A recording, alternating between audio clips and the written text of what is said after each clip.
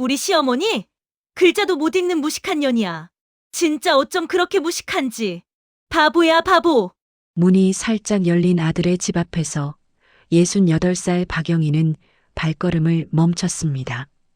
집안에서 들려오는 며느리의 목소리가 귓속을 파고들었죠. 며느리와 친구들의 웃음소리가 들렸습니다. 가슴이 찢어지는 것 같았습니다. 평생 가난하게 살았고 배우지 못했어요. 하지만 그게 잘못인가요? 영희는 최선을 다해 살아왔는데 왜 이런 말을 들어야 하는 걸까요? 과연 며느리와 시어머니 사이에 무슨 일이 일어나게 될까요? 안녕하세요. 여러분들과 함께 삶의 이야기를 나누는 주마등 인생입니다. 여러분의 구독과 좋아요, 알림 설정이 저에게 큰 힘이 됩니다. 지금 무엇을 하며 듣고 계신가요? 댓글로 남겨주시면 구독자 여러분들의 건강과 행복을 기원해 드리겠습니다.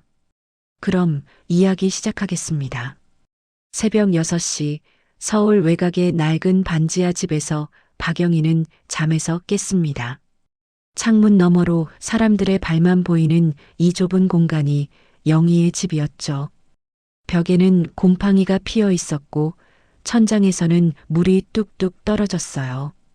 영희는 낡은 이불을 개며 작은 한숨을 내쉬었습니다.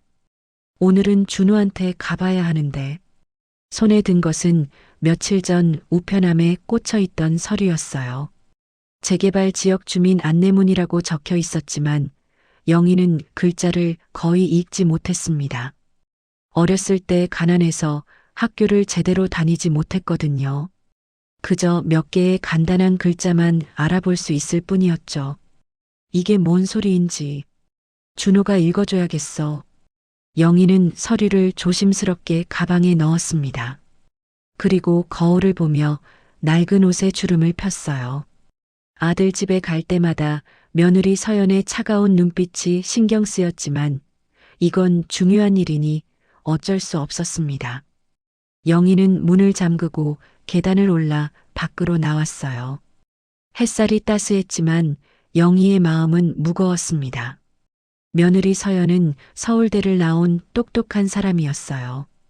항상 말끔한 옷을 입고 당당하게 걸었죠. 그런 며느리 앞에서 영희는 항상 주눅이 들었습니다. 글을 못 읽는다는 게 그렇게 창피할 수가 없었거든요. 그래도 오늘은 꼭 가야 해. 중요한 서류니까. 영희는 버스 정류장으로 걸어갔습니다. 가방 속 서류가 자꾸만 신경 쓰였어요. 1시간 후 영희는 아들이 사는 아파트 단지 앞에 도착했습니다. 깔끔하게 정돈된 조경과 높이 솟은 건물들이 영희가 사는 반지하와는 너무 달랐어요. 경비원이 지나가는 영희를 힐끗 쳐다봤지만 아무 말도 하지 않았죠. 영희는 고개를 숙이고 엘리베이터를 탔습니다. 15층에서 내린 영희는 복도를 천천히 걸었어요. 아들 집 현관문 앞에 섰을 때 영희는 잠시 망설였습니다. 초인종을 누르려다가 손을 멈췄죠. 안에서 웃음소리가 들려왔거든요. 오늘 손님이 있나 보네. 영희는 발걸음을 돌리려고 했습니다. 그런데 그때 현관문이 살짝 열려 있는 걸 발견했어요. 아마 누가 나가면서 제대로 안 닫았나 봅니다. 틈새로 안을 들여다볼 수는 없었지만 목소리는 선명하게 들렸죠. 언니, 근데 시댁은 어때요? 편하세요? 친구인가 봐요. 여자 목소리가 물었고 곧이어 며느리 서연의 목소리가 들렸습니다. 아이고, 말도 마. 우리 시어머니가. 영희는 발을 떼려고 했어요. 남의 이야기 엿듣는 게 예의가 아니라고 생각했거든요. 하지만 자신의 이야기가 나오자 발이 떨어지지 않았습니다. 그리고 다음 순간 서연의 말이 영희의 심장을 얼어붙게 만들었죠. 아, 진짜 우리 시어머니 글자도 못 읽는 무식한 년이야. 서연의 목소리는 짜증으로 가득했습니다. 영희는 그 자리에 얼어붙었어요. 숨소리조차 내지 못한 채 문틈에 서 있었죠. 창피해서 미치겠어. 지난번에 우편물 하나 못 읽어서 내가 다 처리해줬잖아. 그것도 모자라서 맨날 전화해서 이것저것 물어보고. 친구들의 웃음소리가 들렸습니다. 그 웃음이 칼처럼 영희의 가슴을 찔렀어요. 요즘 세상에 글을 못 읽는 사람이 어딨어요? 대체 학교는 안 다닌 거예요? 안 다닌 건 아닌데 거의 안 다닌 거나 마찬가지래. 옛날 사람들이 다 그렇잖아. 서연의 목소리는 더욱 차가워졌습니다. 솔직히 남편이 엄마 덕분에 대학 갔다고 감사해야 하라는데 난 이해가 안 가. 그냥 부모 역할 한 것뿐인데 왜 평생 보은해야 돼? 영희는 눈을 감았어요. 가슴이 무너져 내렸습니다. 아들 준호를 대학 보내려고 얼마나 고생했는지 서연은 몰랐죠. 새벽 청소 알바, 식당 설거지, 심지어 폐지 줍기까지 했던 그 시절을요. 근데 언니, 진짜 시어머니랑 같이 안 사는 게 최고예요. 떨어져 사니까 그나마 참을 만해요. 영희는 조용히 뒤돌아섰습니다. 초인종도 누르지 않았어요. 가방 속 서류도 잊은 채 그저 그 자리를 벗어나고 싶었습니다. 눈물이 주르륵 흘러내렸지만 영희는 소리 내지 않고 울었죠. 집으로 돌아오는 버스 안에서 영희는 창밖을 멍하니 바라봤습니다. 서연의 목소리가 계속해서 귓가에 맴돌았어요. 무식한 년. 평생 무식하다는 소리는 들어봤어도 며느리 입에서 그런 말을 들을 줄은 몰랐습니다. 그것도 친구들 앞에서 웃으며 말하다니요. 영희는 가슴이 답답해서 창문을 열었어요. 바람이 얼굴을 스쳤지만 가슴속 통증은 사라지지 않았죠. 내가 뭘 잘못했나? 반지하 집에 도착한 영희는 축 늘어진 어깨로 계단을 내려갔습니다. 열쇠로 문을 열고 들어서자 습한 냄새가 코를 찔렀어요. 영희는 소파에 주저앉아 가방에서 서류를 꺼냈습니다. 재개발 지역, 이사, 보상, 몇 개의 글자만 알아볼 수 있었어요. 영희는 서류를 식탁에 올려놓고 한숨을 쉬었죠. 이제 누구한테 물어봐야 할까요? 아들은 며느리 편일 게 뻔했고 며느리는 생각만 해도 가슴이 아팠습니다. 그래도 살아야지.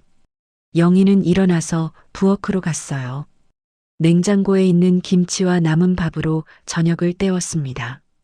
혼자 먹는 밥은 언제나 싱거웠죠. 다음 날 아침 영희는 동네 슈퍼마켓에 갔습니다. 계산을 하면서 사장님과 인사를 나눴어요. 영희 씨, 요즘 괜찮으세요? 얼굴이 안 좋아 보이는데. 아, 괜찮아요.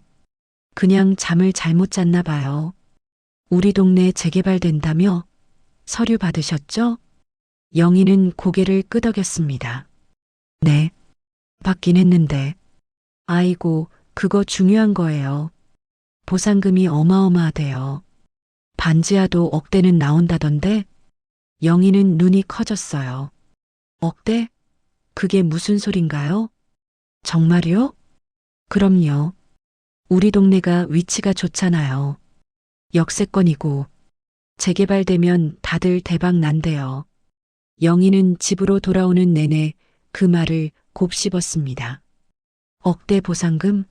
영희는 평생 그런 큰 돈을 만져본 적이 없었어요. 그런데 그게 자기 손에 들어온다니 믿기지 않았죠. 집에 도착해서 영희는 다시 서류를 펼쳤습니다. 여전히 읽을 수 없었지만 이제는 이게 얼마나 중요한 건지 알겠더군요.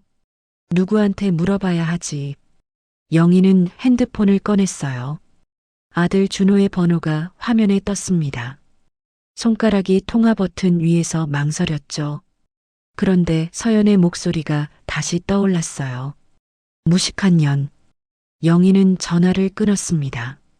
아직은 아니에요. 아직은 연락하고 싶지 않았어요.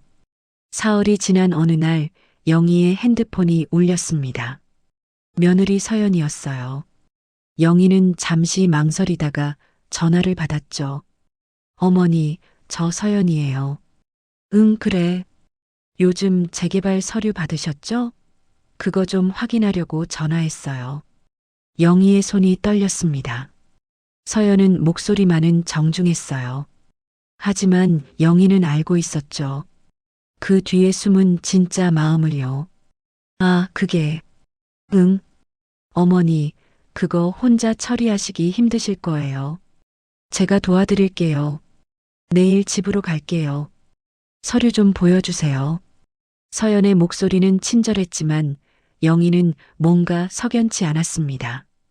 평소에는 전화도 잘 안 하던 사람이 갑자기 이렇게 나오다니요. 아니야, 괜찮아. 어머니, 이거 중요한 거예요. 잘못하면 보상금 못 받으실 수도 있어요. 제가 전문가는 아니지만 어머니보다는 낫잖아요. 그 말에 영희는 입술을 깨물었어요. 어머니보다는 낫잖아요라는 말 속에 무시가 담겨 있었습니다. 영희는 눈을 감았죠. 알았어. 그럼 내일 와. 네, 내일 오전에 갈게요. 서류 준비해 두세요. 전화가 끊어졌습니다. 영희는 핸드폰을 내려다보며 생각에 잠겼어요. 서연이 왜 갑자기 이렇게 나서는 걸까요? 보상금 때문일까요? 아냐. 설마. 영희는 고개를 저었습니다. 하지만 가슴 한구석이 불편했어요. 다음 날 서연은 약속대로 왔습니다. 깔끔한 옷차림에 명품 가방을 든 서연은 반지하 입구에서 인상을 찌푸렸어요. 영희는 그 표정을 놓치지 않았죠. 어머니, 여기 진짜 습하네요. 건강 안 좋으시겠어요. 말은 걱정하는 것처럼 했지만 표정은 그렇지 않았습니다.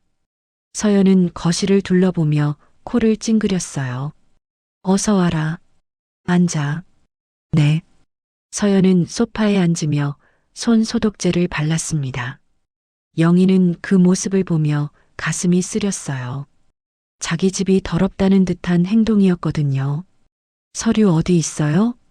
영희는 식탁에서 서류를 가져왔습니다. 서연은 빠르게 훑어보더니 고개를 끄덕였어요. 역시 이거 혼자 하시면 절대 안 돼요. 제가 다 처리해 드릴게요. 내가 할 수 있을까? 어머니, 솔직히 이거 복잡해요. 글 읽으시는 것도 힘드시잖아요. 서연은 웃으며 말했지만 그 눈빛은 차갑했습니다. 영희는 주먹을 쥐었어요. 글 읽으시는 것도 힘드시잖아요 라는 말이 마치 조롱처럼 들렸거든요. 그래. 그럼 내가 해라. 네, 걱정 마세요. 제가 알아서 할게요. 서류 제가 가져갈게요. 서연은 서류를 가방에 넣으며 일어섰어요. 그럼 저 가볼게요. 처리 다 되면 연락드릴게요. 서연은 서둘러 문을 나갔습니다.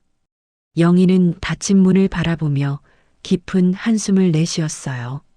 그날 밤 영희는 잠을 이루지 못했습니다. 서연에게 서류를 넘긴 게 잘한 일인지 자꾸만 의심이 들었거든요. 침대에 누워 천장을 바라보며 영희는 생각했어요. 내가 너무 의심하는 건가? 하지만 마음 한구석의 불안은 쉽게 사라지지 않았습니다. 서연의 차가운 눈빛, 급하게 서류를 가져간 모습, 그리고 무엇보다 그날 들었던 말이 계속 떠올랐죠. 무식한 년. 영희는 눈을 감았어요. 그 말이 들릴 때마다 가슴이 찢어지는 것 같았습니다. 평생 가난하게 살았고 배우지 못했어요. 하지만 그게 잘못인가요? 영희는 최선을 다해 살아왔는데 왜 이런 말을 들어야 하는 걸까요? 무식하다고. 그래, 난 무식하지. 영희는 쓴 웃음을 지었습니다. 하지만 가슴속 어딘가에서 뭔가가 꿈틀거렸어요. 분노? 아니면 복수심? 영희 자신도 잘 몰랐습니다. 다만 한 가지는 확실했어요. 이대로는 안 돼. 영희는 침대에서 일어나 책상으로 갔습니다. 서랍을 열고 노트와 펜을 꺼냈어요. 그리고 아는 글자만 겨우 쓰며 무언가를 적기 시작했죠. 서툴고 느렸지만 영희는 포기하지 않았습니다. 새벽이 올 때까지 영희는 펜을 놓지 않았어요. 일주일이 지났지만 서연에게서 아무런 연락이 없었습니다. 영희는 매일 핸드폰을 확인했지만 서연은 전화도 문자도 보내지 않았어요. 영희는 불안했지만 먼저 연락하고 싶지 않았습니다. 어느 날 오후 영희는 동네 복지관에 갔어요. 매주 목요일마다 무료 급식을 하거든요. 줄을 서서 기다리는 동안 옆에 선 할머니가 말을 걸었습니다. 영희 씨, 재개발 보상금 얼마 받으세요? 아, 아직 잘 모르겠어요. 우리 집은 3억이래요. 아들이 계산해 봤대요. 영희 씨 집도 비슷할 거예요. 3억? 영희는 놀라서 할머니를 쳐다봤어요. 그런 큰 돈이 자기한테 온다는 게 믿기지 않았죠. 정말요? 그럼요. 근데 조심하세요. 요즘 가족들끼리 보상금 때문에 싸운다더라고요. 자식들이 부모 돈 가로채는 경우도 있대요. 할머니의 말에 영희는 가슴이 철렁했습니다. 서연의 얼굴이 떠올랐어요. 혹시? 아니, 설마요. 영희는 고개를 저었죠. 하지만 불안은 커져갔습니다. 급식을 받아 자리에 앉은 영희는 밥을 먹으면서도 계속 생각에 잠겼어요. 서연이 서류를 가져간 지 일주일이나 됐는데 왜 연락이 없을까요? 영희는 복지관에서 나와 근처 공원을 걸었습니다. 벤치에 앉아 하늘을 올려다봤어요. 구름이 천천히 흘러갔죠. 영희는 핸드폰을 꺼내 아들 준호의 번호를 눌렀습니다. 여보세요? 준호야, 나 엄마야. 아, 엄마. 무슨 일이세요? 준호의 목소리는 바빴어요. 영희는 잠시 망설이다가 물었습니다. 저번에 서연이가 서류 가져갔잖니. 그거 어떻게 됐어? 아, 그거요? 서연이한테 맡기셨잖아요. 잘 처리하고 있을 거예요. 근데 연락이 없어서. 엄마, 서연이가 요즘 바쁘대요. 나중에 연락 올 거예요. 걱정 마세요. 준호는 대수롭지 않게 말했습니다. 영희는 더 물어보고 싶었지만 아들이 귀찮아하는 게 느껴져서 말을 멈췄어요. 그래, 알았어. 그럼 저 일해야 돼서 나중에 전화할게요. 전화가 끊어졌습니다. 영희는 핸드폰을 내려다보며 한숨을 쉬었어요. 아들도 며느리 편이었어요. 영희는 혼자라는 걸 다시 한번 깨달았죠. 내가 뭘 해야 하지? 영희는 벤치에 계속 앉아 있었습니다. 지나가는 사람들을 멍하니 바라봤어요. 그러다 문득 영희는 결심했습니다. 직접 알아봐야겠어. 영희는 일어나 동사무소로 향했어요. 동사무소는 사람들로 붐볐습니다. 영희는 번호표를 뽑고 기다렸어요. 1시간 넘게 기다린 끝에 드디어 영희의 차례가 왔죠. 무슨 일로 오셨어요? 젊은 직원이 물었습니다. 영희는 떨리는 목소리로 말했어요. 저, 재개발 보상금 관련해서요. 제 집이 재개발 지역인데 주소가 어떻게 되세요? 영희는 주소를 말했습니다. 직원은 컴퓨터를 확인하더니 고개를 끄덕였어요. 네, 재개발 지역 맞으시네요. 서류는 제출하셨어요? 아니요. 아직요. 그게 제가 글을 잘 못 읽어서요. 영희는 얼굴이 뜨거워졌습니다. 부끄러웠지만 솔직하게 말할 수밖에 없었어요. 아, 그러시구나. 그럼 도움이 필요하시겠네요. 복지관에 무료 법률 상담이 있어요. 거기 가시면 도와주실 거예요. 직원은 친절하게 주소를 적어줬습니다. 영희는 고맙다고 인사하고 동사무소를 나왔어요. 무료 법률 상담. 영희는 종이를 꼭 쥐었습니다.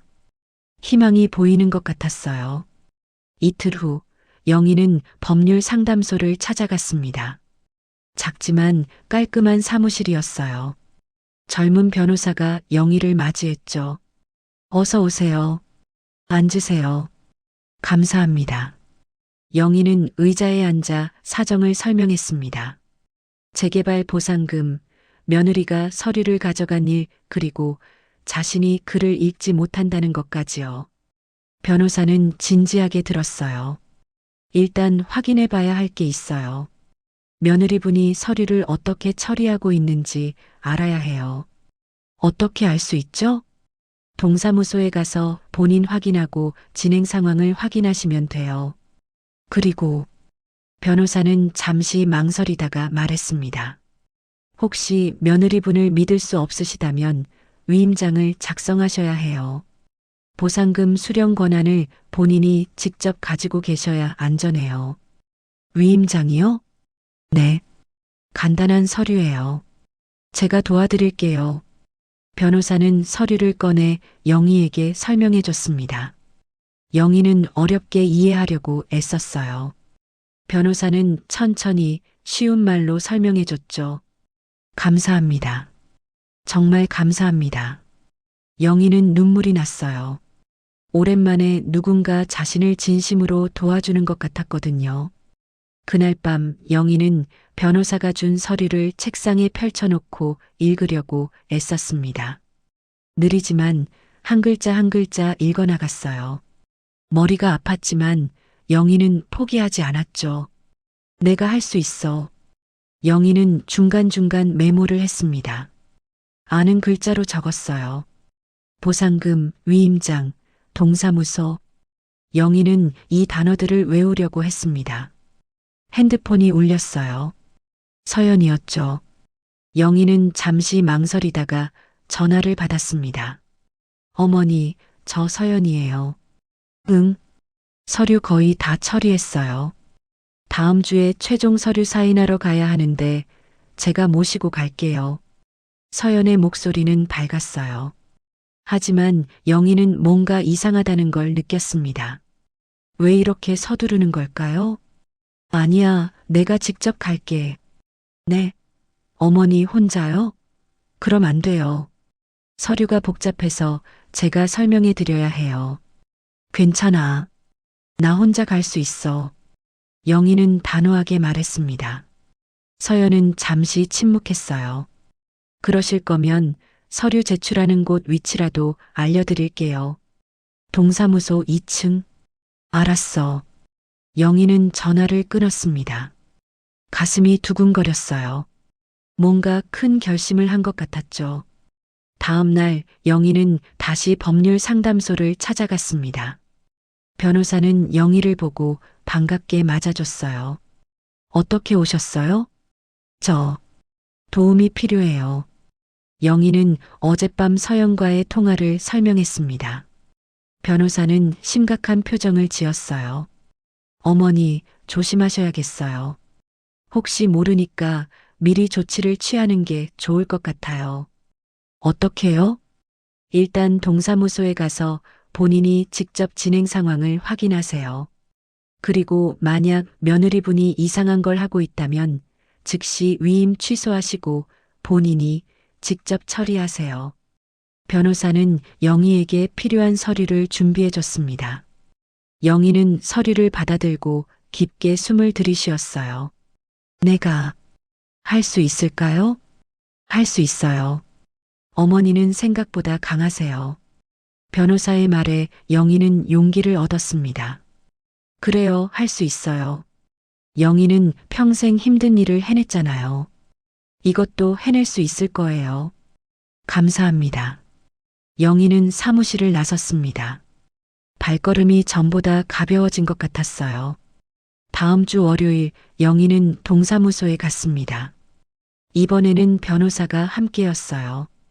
창구에 도착해서 영희는 신분증을 내밀었습니다. 제 재개발 보상금 진행 상황 좀 확인하고 싶어요. 직원은 컴퓨터를 확인했어요. 그리고 이상한 표정을 지었습니다. 이상한데요? 네. 며느리분이 이미 위임장을 제출하셨네요. 그리고 서류도 거의 다 진행됐고요. 영희는 머리가 멍해졌어요. 위임장? 자기는 그런 거 작성한 적이 없는데요. 제가 위임장을 쓴 적이 없는데요. 여기 사인이 있는데요. 박영애 씨 맞으시죠? 직원이 서류를 보여줬습니다. 영희는 그 사인을 보고 얼어붙었어요. 분명 자기 이름이었지만 자기 필체가 아니었습니다. 누군가 대신 쓴 거예요.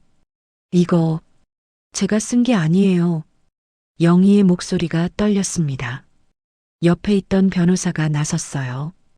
이건 위조입니다. 즉시 조치를 취해야 해요. 직원은 당황하며 상사를 불렀습니다. 사무실이 순식간에 소란스러워졌죠. 영희는 의자에 앉아 머리를 감쌌어요. 서연이 며느리가 자기 사인을 위조했다는 게 믿기지 않았습니다. 그날 저녁 영희는 집으로 돌아왔습니다. 온몸에 힘이 빠져 있었어요. 변호사가 경찰 신고를 권했지만 영희는 아직 결정하지 못했습니다. 며느리를 경찰에 신고한다는 게 쉬운 일이 아니었거든요. 핸드폰이 울렸어요. 아들 준호였습니다. 영희는 전화를 받았죠. 엄마, 무슨 일이에요? 서연이가 울면서 전화했어요. 준호의 목소리는 화가 나 있었습니다. 영희는 가슴이 답답했어요. 준호야, 서연이가. 엄마가 동사무소에서 서연이 사기꾼이라고 했다며요? 도대체 왜 그러세요? 아니야, 그게 아니라. 서연이가 엄마 도와주려고 한 건데 왜 이렇게 의심하세요? 서연이가 얼마나 상처받았는지 아세요? 영희는 말문이 막혔습니다. 아들은 며느리 편만 들고 있었어요. 영희의 말은 듣지도 않았죠. 준호야, 들어봐. 서연이가 내 사인을. 그만하세요. 나중에 얘기해요. 준호는 전화를 끊어버렸습니다. 영희는 핸드폰을 내려놓고 고개를 숙였어요. 눈물이 주르륵 흘러내렸습니다. 무식한 년. 영희는 서연의 말을 다시 떠올렸어요. 그리고 지금의 상황을요. 며느리는 자기 사인을 위조하고 아들은 자기 말을 믿지 않았습니다. 하지만 영희는 눈물을 닦으며 일어섰어요. 가슴속에서 뭔가가 타오르기 시작했습니다. 분노였어요. 그리고 복수심이었죠. 내가 무식하다고? 좋아. 마지막으로 한 번만 더 무식한 척 해주지.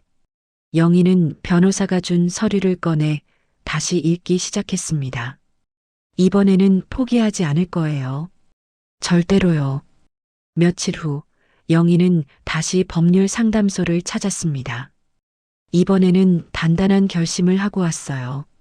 변호사는 영희를 보고 놀란 표정을 지었죠. 어머니, 결정하셨어요? 네. 끝까지 가려고요. 영희의 목소리는 떨리지 않았습니다. 변호사는 고개를 끄덕이며 서류를 꺼냈어요. 좋아요. 그럼 절차를 설명해 드릴게요. 일단 위조된 위임장을 취소하고 어머니 명의로 다시 등록해야 해요. 그럼 서연이는 어떻게 되나요? 만약 정말 위조했다면 법적 처벌을 받을 수 있어요. 하지만 가족 간의 일이니까 어떻게 하실지는 어머니가 결정하셔야 해요. 영희는 잠시 생각했습니다. 며느리를 감옥에 보내고 싶지는 않았어요. 하지만 이대로 당할 수만은 없었죠. 일단 보상금부터 지켜야겠어요. 현명한 판단이세요.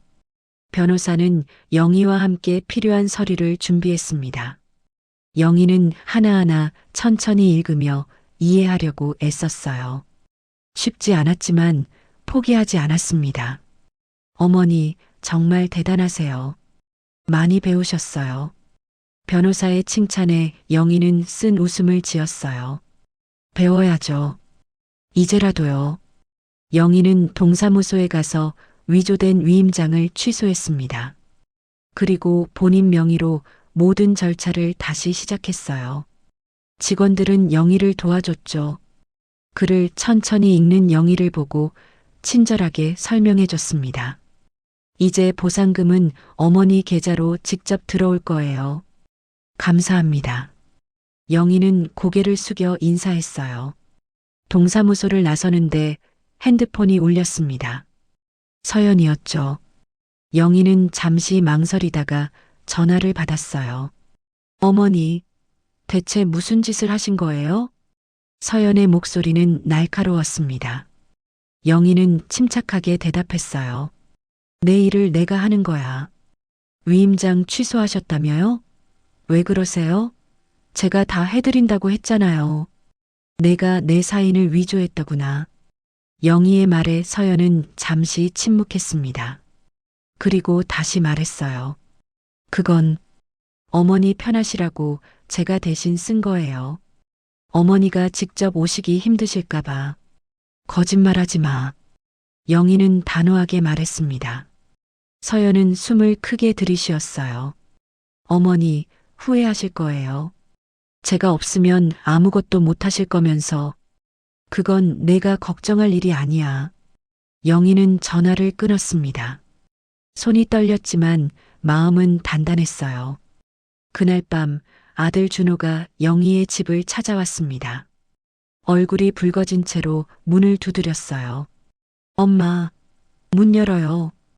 영희는 문을 열었습니다. 준호는 들어서자마자 소리쳤죠. 엄마, 도대체 왜 이러세요? 서연이가 얼마나 상처받았는지 아세요? 준호야, 서연이가 엄마 도와주려고 한 건데 왜 사기꾼 취급을 해요? 그리고 위임장도 취소하고 엄마 혼자 할 수 있어요? 준호의 목소리는 화로 가득했습니다. 영희는 아들을 바라봤어요.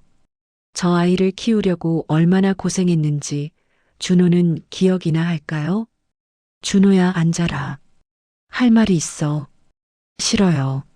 엄마가 서연이한테 사과하기 전까지는 안 앉아요.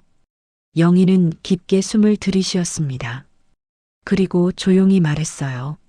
서연이가 나한테 뭐라고 했는지 아니?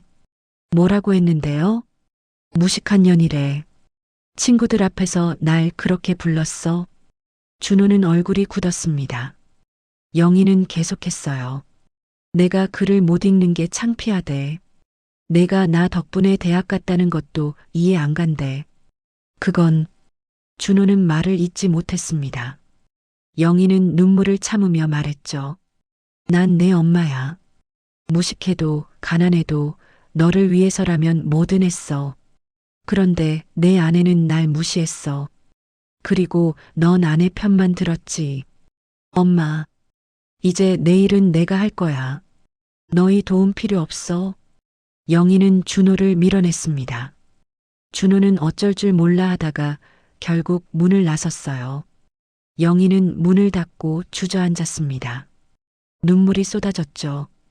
일주일이 지났습니다. 영희는 혼자서 모든 절차를 밟아나갔어요. 변호사와 동사무소 직원들의 도움으로 영희는 조금씩 서류를 이해하기 시작했습니다. 글을 읽는 속도도 빨라졌어요. 어느 날 영희는 도서관에 갔습니다. 성인문예 교육 프로그램이 있다는 걸 알게 됐거든요. 영희는 망설이다가 신청서를 작성했어요. 나이가 많아서 괜찮을까요? 담당 선생님은 따뜻하게 웃었습니다. 나이는 중요하지 않아요. 배우고 싶은 마음이 중요하죠. 영희는 수업을 시작했어요. 처음에는 어려웠지만 점점 재미를 느꼈습니다. 다른 할머니, 할아버지들도 함께 공부하고 있었거든요. 영희는 혼자가 아니라는 걸 느꼈어요. 수업이 끝나고 한 할머니가 영희에게 말을 걸었습니다. 영희 씨 열심히 하시네요. 감사합니다. 배울 게 많아서요. 저도 그래요. 평생 못 배운 걸 이제라도 배우니까 좋더라고요. 두 사람은 함께 웃었어요. 영희는 마음이 한결 가벼워졌습니다. 한 달이 지나고 보상금 지급일이 다가왔습니다. 영희는 은행에 갔어요. 통장을 만들고 보상금이 들어올 계좌를 설정했습니다. 은행 직원은 친절하게 설명해줬죠. 보상금이 들어오면 문자로 알려드릴게요. 감사합니다. 영희는 은행을 나서며 복잡한 심정이었어요. 이 돈으로 뭘 해야 할까요? 새 집을 구할까요? 아니면 저축을 할까요? 그런데 집으로 가는 길에 영희는 우연히 복지관을 지나쳤습니다. 복지관 앞에는 노인복지센터 건립기금 모금 현수막이 걸려 있었어요. 영희는 발걸음을 멈췄죠. 기부. 영희는 생각에 잠겼습니다. 자기처럼 가난하고 외로운 노인들을 위한 센터라니 의미 있는 일이었어요. 영희는 복지관 안으로 들어갔습니다. 기금 모금에 대해 알고 싶은데요. 담당자는 자세히 설명해 줬어요. 영희는 설명을 들으며 마음속으로 결심했습니다. 내 돈을 여기에 쓰면 어떨까? 물론 아직 확실하지는 않았어요. 하지만 영희는 이 생각이 자꾸 머릿속을 맴돌았습니다. 며칠 후 영희의 핸드폰에 문자가 왔습니다. 보상금이 입금됐다는 알림이었어요. 영희는 은행 앱을 열어 잔액을 확인했습니다. 화면에 표시된 숫자를 보고 영희는 숨이 멎는 것 같았어요. 2억 5천만 원. 평생 본 적 없는 큰 돈이었습니다. 영희는 핸드폰을 꼭 쥐고 한참을 멍하니 앉아 있었어요. 이 돈이면 뭐든 할 수 있을 것 같았죠. 그날 저녁 서연에게서 전화가 왔습니다. 어머니, 보상금 받으셨죠? 제 말 들으세요. 그 돈 혼자 관리하시면 안 돼요. 사기꾼들이 노인 타깃으로 얼마나 많은 사기를 치는데요. 제가 투자 좀 도와드릴게요. 서연의 목소리는 달콤했습니다. 하지만 영희는 속내를 알고 있었어요. 필요 없어. 어머니, 내 돈은 내가 알아서 써. 너희는 신경 꺼. 영희는 전화를 끊었습니다. 가슴이 두근거렸어요. 하지만 이번에는 두렵지 않았습니다. 오히려 뿌듯했죠. 다음 날 영희는 복지관을 다시 찾았습니다. 담당자를 만나 조심스럽게 말했어요. 저 기부를 하고 싶은데요. 네. 얼마나 하시려고요? 1억 원이요. 담당자는 놀라서 영희를 쳐다봤습니다. 1억 원이요? 네. 노인복지센터 짓는 데 써주세요. 영희는 진지하게 말했어요. 담당자는 감격해서 영희의 손을 잡았습니다. 정말 감사합니다. 어르신 덕분에 많은 어르신들이 도움을 받으실 거예요. 영희는 기부 서류를 작성했습니다. 글씨가 서툴렀지만 이번에는 혼자서 다 할 수 있었어요. 서류를 제출하고 나오는 영희의 얼굴에는 미소가 가득했습니다. 이게 맞는 것 같아. 영희는 하늘을 올려다봤어요. 구름 사이로 햇살이 비쳤습니다. 마음이 한결 가벼워진 것 같았죠. 그날 밤 영희는 노트를 꺼내 편지를 쓰기 시작했습니다. 아들 준호에게 보낼 편지였어요. 글씨가 삐뚤삐뚤했지만 영희는 정성스럽게 한 글자 한 글자 적어 나갔습니다. 준호야, 엄마가 너한테 할 말이 있어. 영희는 그동안 참았던 말들을 편지에 담았어요. 얼마나 고생했는지, 얼마나 외로웠는지, 그리고 서연의 말을 들었을 때 얼마나 가슴이 아팠는지요. 눈물이 종이에 떨어졌지만 영희는 멈추지 않았습니다. 편지를 다 쓴 영희는 봉투에 넣고 주소를 적었어요. 내일 우체국에 가서 보내야겠죠. 영희는 봉투를 책상 위에 올려놓고 침대에 누웠습니다. 이제 끝이 보여. 영희는 눈을 감았어요. 가슴속 응어리가 조금씩 풀리는 것 같았습니다. 복수는 시작되고 있었어요. 하지만 이건 단순한 복수가 아니었습니다. 영희는 자존감을 되찾고 있었죠. 일주일 후 준호가 영희의 집을 찾아왔습니다. 손에는 영희가 보낸 편지를 쥐고 있었어요. 얼굴이 창백했죠. 엄마. 준호의 목소리는 떨렸습니다. 영희는 문을 열고 아들을 맞이했어요. 들어와. 준호는 들어와 소파에 앉았습니다. 한참 동안 아무 말도 하지 못했어요. 영희는 차를 내오며 조용히 기다렸죠. 엄마, 편지 읽었어요. 그래. 미안해요. 제가 너무 몰랐어요. 준호는 고개를 숙였습니다. 어깨가 떨렸어요. 영희는 아들을 바라봤습니다.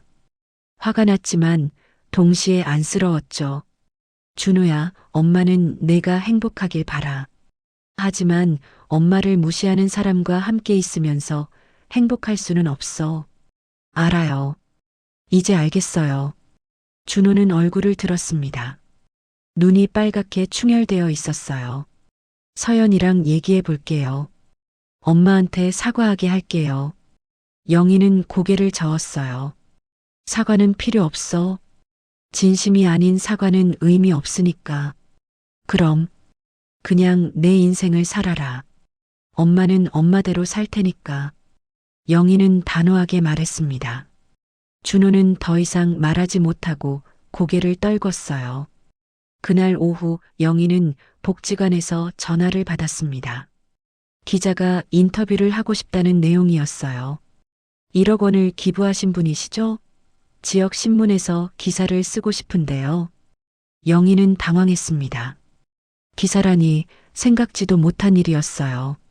아, 저는 어르신의 선행을 많은 분들에게 알리고 싶어요. 짧게만 인터뷰해 주시면 감사하겠습니다. 영희는 망설이다가 승낙했습니다. 며칠 후 기자가 영희를 찾아왔어요. 영희는 긴장한 채로 기자를 맞이했죠. 어르신, 이렇게 큰 금액을 기부하신 이유가 뭔가요? 저도 힘들게 살았거든요. 그래서 저 같은 사람들을 돕고 싶었어요. 영희는 떨리는 목소리로 대답했습니다. 기자는 고개를 끄덕이며 계속 질문했어요. 가족들은 뭐라고 하시던가요? 영희는 잠시 침묵했습니다. 가족, 며느리와 아들 생각이 났죠. 가족은 중요하지 않아요. 제 결정이니까요. 기자는 영희의 답변을 꼼꼼히 적었습니다. 인터뷰가 끝나고 기자는 영희에게 고맙다고 인사했어요. 어르신 덕분에 좋은 기사가 나올 것 같아요. 감사합니다. 영희는 기자를 배웅하며 복잡한 심정이었어요. 기사가 나면 서연과 준호도 알게 되겠죠. 사흘 후 지역신문에 기사가 실렸습니다. 68살 할머니 재개발 보상금 1억 원 전액 기부라는 제목이었어요. 영희의 사진과 함께 인터뷰 내용이 자세히 실렸죠. 기사는 순식간에 동네에 퍼졌습니다. 이웃들이 영희를 보고 칭찬했어요. 영희 씨 대단하시네요. 정말 존경스러워요. 영희는 부끄러워하며 웃었습니다. 하지만 마음 한편으로는 불안했어요. 서연과 준호가 이 기사를 보면 어떻게 반응할까요? 그날 저녁 예상대로 서연에게서 전화가 왔습니다. 어머니, 이게 무슨 짓이에요? 서연의 목소리는 날카롭게 떨렸어요. 1억 원을 기부했다고요? 미쳤어요? 내 돈이니까 내 마음대로 한 거야. 그 돈으로 우리가 얼마나 많은 걸 할 수 있는데요. 투자도 하고 집도 사고. 서연은 소리쳤습니다. 영희는 침착하게 대답했어요. 너희 돈이 아니야.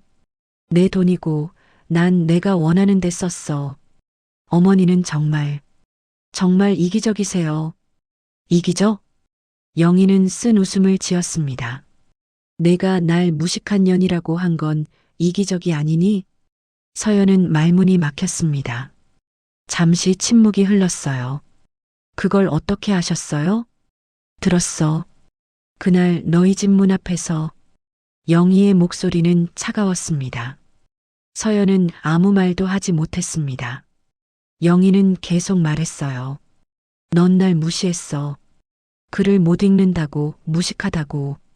그리고 내 돈을 가로채려고 사인까지 위조했지. 저는 그냥 변명하지 마. 난 다 알아. 영희는 전화를 끊으려고 했습니다. 그런데 서연이 다급하게 말했어요.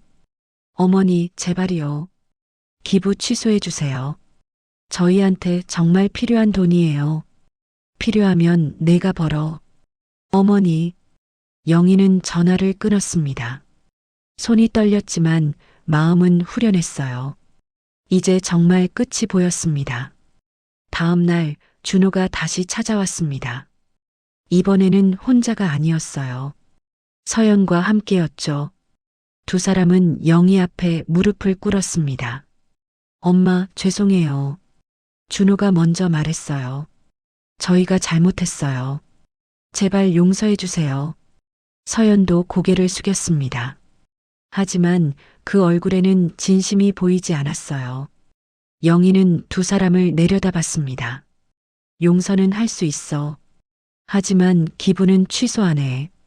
엄마, 난 내 인생을 살기로 했어. 너희 눈치 보지 않고. 영희는 단호하게 말했습니다. 서연은 얼굴을 들어 영희를 쏘아봤어요. 어머니, 후회하실 거예요. 그 돈 없으면 어머니도 힘들어지실 텐데. 상관없어. 난 평생 힘들게 살았으니까. 영희는 웃었습니다. 쓸쓸한 웃음이었지만 그 속에는 강인함이 담겨 있었어요.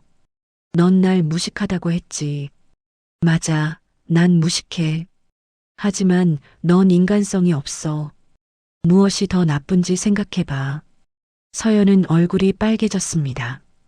일어서려고 했지만 준호가 붙잡았어요. 서연아, 그만해. 왜요? 저 사람이 우리 인생 망치고 있잖아요. 서연은 소리쳤습니다. 영희는 차갑게 서연을 바라봤어요. 내가 너희 인생을 망친 게 아니야. 내가 내 인생을 망친 거지. 서연은 더 이상 참지 못하고 집을 뛰쳐나갔습니다. 준호는 난처한 표정으로 영희를 봤어요. 엄마, 가봐라. 아내 쫓아가. 준호는 고개를 숙이고 나갔습니다. 영희는 문을 닫고 한숨을 쉬었어요. 가슴이 아팠지만 동시에 홀가분했습니다. 한 달이 지났습니다. 노인복지센터 건립이 시작됐어요. 영희는 공사 현장을 찾아가 공사 과정을 지켜봤습니다. 작은 건물이었지만 영희에게는 큰 의미가 있었어요. 어르신, 여기 자주 오시네요. 공사 감독이 영희를 알아보고 인사했습니다. 네, 제 돈으로 짓는 건물이니까요.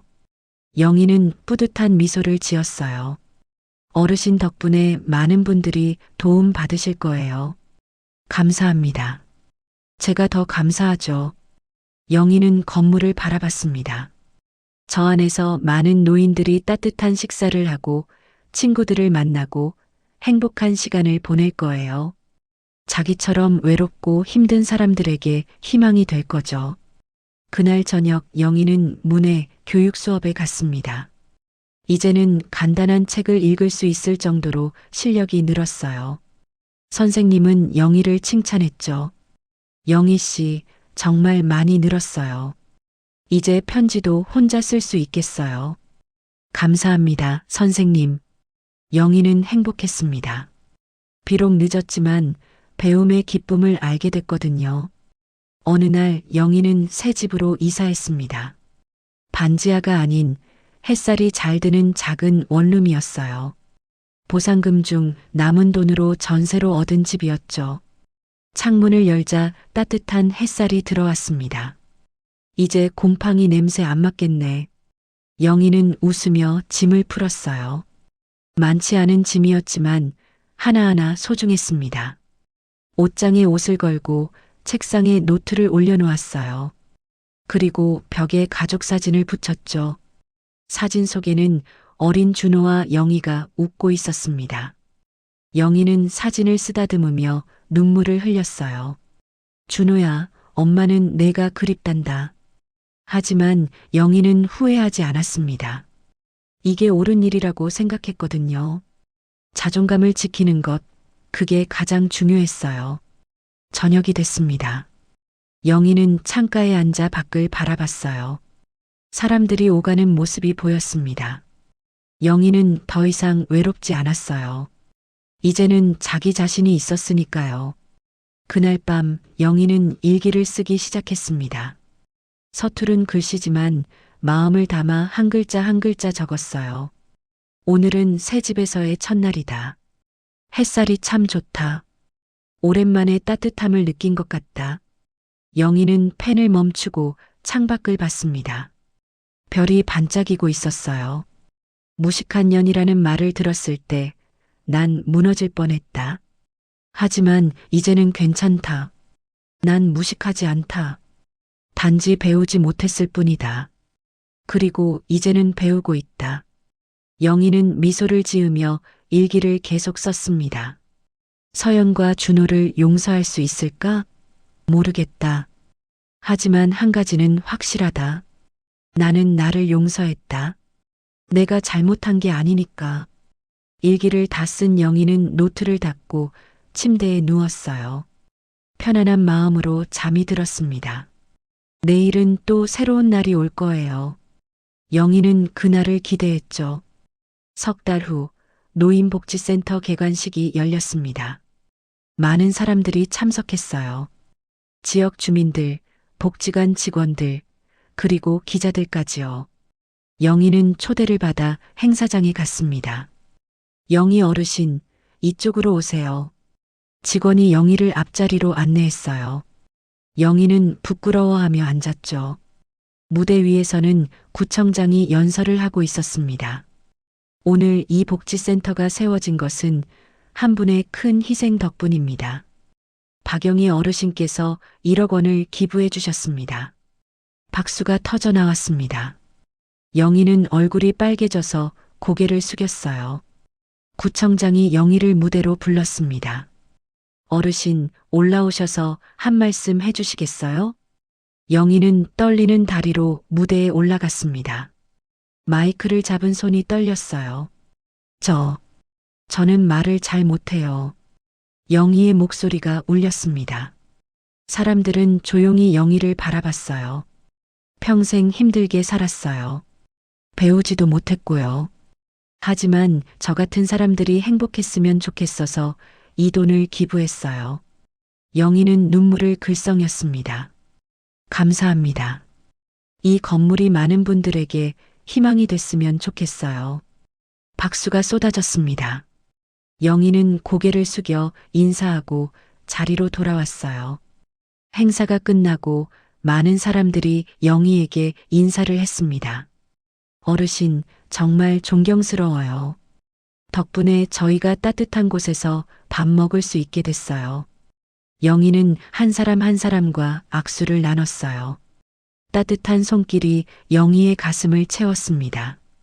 그때 멀리서 익숙한 얼굴이 보였어요. 준호였습니다. 혼자 서서 영희를 바라보고 있었죠. 영희는 준호를 향해 천천히 걸어갔어요. 준호야. 엄마. 축하해요.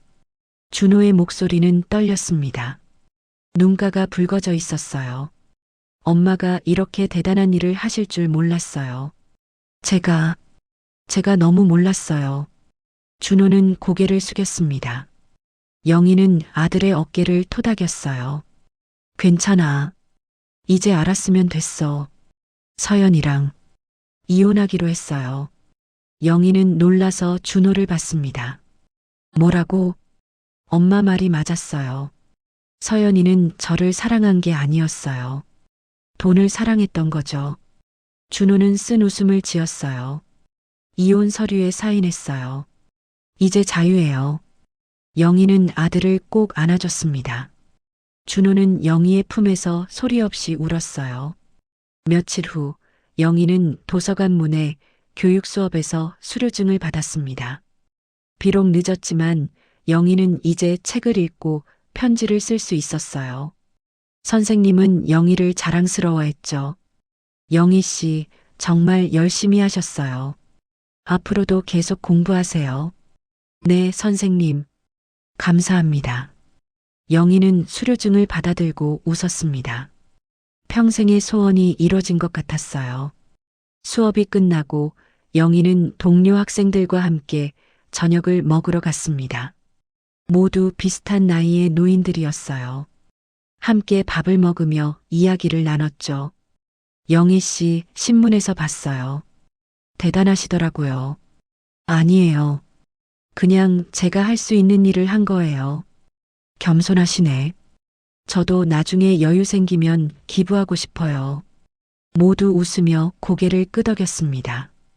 영희는 이 사람들과 함께 있는 게 행복했어요. 이제는 혼자가 아니었으니까요. 저녁을 먹고 집으로 돌아오는 길, 영희는 복지센터 앞을 지나쳤습니다. 불이 환하게 켜져 있었어요. 안에서는 노인들이 웃으며 이야기를 나누고 있었죠. 내가 한 일이 맞았구나. 영희는 뿌듯한 마음으로 집으로 향했어요. 어느 날 영희는 우연히 서연을 마주쳤습니다. 슈퍼마켓에서였어요. 서연은 영희를 보고 얼굴을 돌렸지만 영희가 먼저 말을 걸었습니다. 서연아. 서연은 멈춰 섰어요. 천천히 돌아서서 영희를 봤죠. 어머니, 어떻게 지내니? 그냥 그래요. 서연의 목소리는 풀이 죽어 있었습니다. 예전의 오만함은 찾아볼 수 없었어요. 이혼했다며. 네. 준호 오빠가 원했으니까요. 서연은 고개를 숙였습니다. 영희는 서연을 가만히 바라봤어요. 서연아, 한 가지 알아둬. 사람을 무시하는 건 결국 너 자신을 무시하는 거야. 내가 날 무식하다고 했을 때 난 정말 아팠어. 하지만 그 덕분에 내가 바뀔 수 있었어.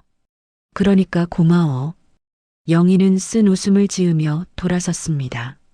서연은 멍하니 영희의 뒷모습을 바라봤어요. 그리고 작게 중얼거렸죠. 죄송해요. 어머니. 하지만 그 말은 영희에게 들리지 않았습니다. 석 달이 더 지났습니다. 봄이 왔어요. 영희는 복지센터에서 자원봉사를 시작했습니다. 아이들에게 책을 읽어주는 일이었죠. 처음에는 서툴렀지만 점점 익숙해졌어요. 할머니, 다음 이야기는 뭐예요? 응, 이번엔 토끼와 거북이 이야기란다. 영희는 책을 펼쳐 아이들에게 읽어줬습니다. 느렸지만 정성스럽게 한 글자 한 글자 읽었어요. 아이들은 반짝이는 눈으로 영희를 바라봤죠. 이야기가 끝나고 한 아이가 영희에게 물었습니다. 할머니는 토끼랑 거북이 중에 누가 좋아요? 응. 할머니는 거북이가 좋단다. 왜요? 느려도 끝까지 가니까. 그게 중요한 거야. 아이는 고개를 끄덕였어요.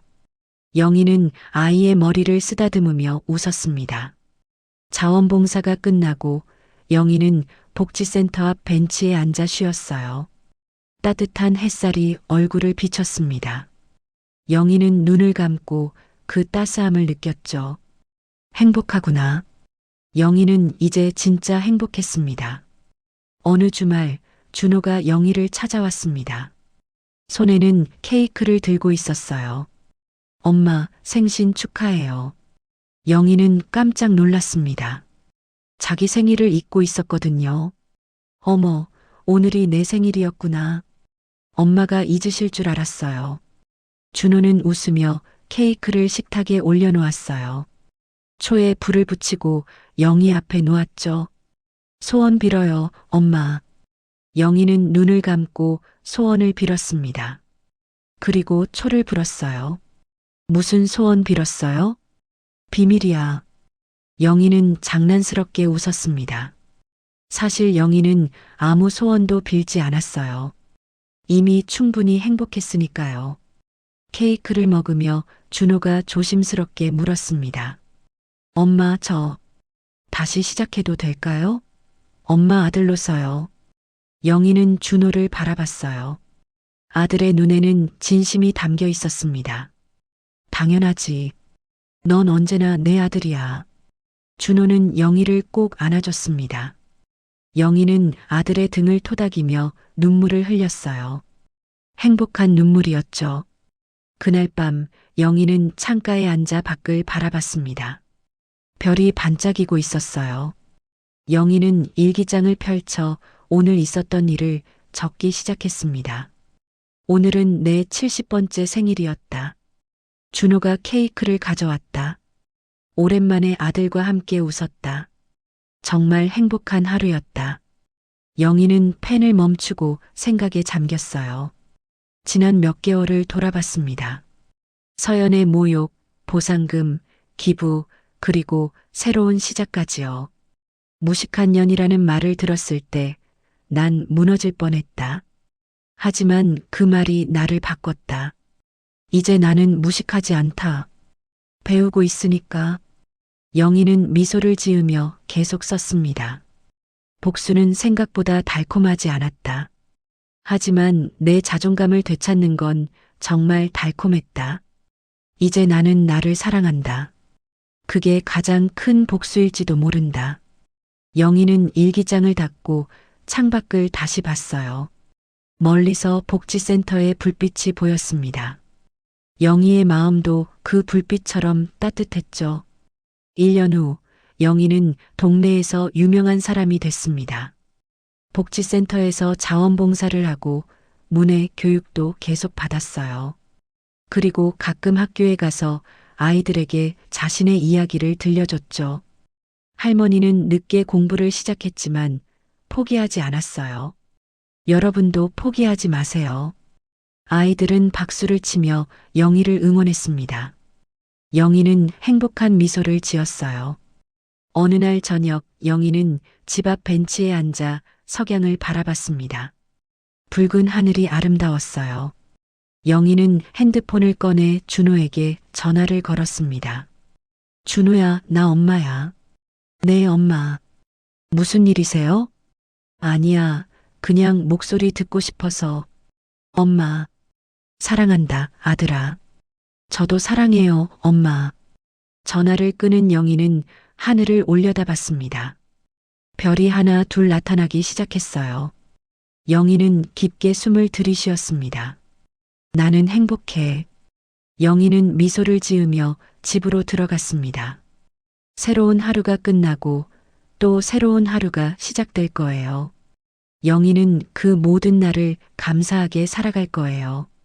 무식한 년이 아니라 당당한 박영희로서요. 재미있게 보셨나요? 여러분이 주인공이라면 어떻게 하셨을까요? 인생 선배님들의 지혜를 들려주세요. 댓글로 의견 남겨주시면 큰 도움이 됩니다. 그럼 다음에도 더욱 재미있는 사연으로 돌아오겠습니다. 감사합니다.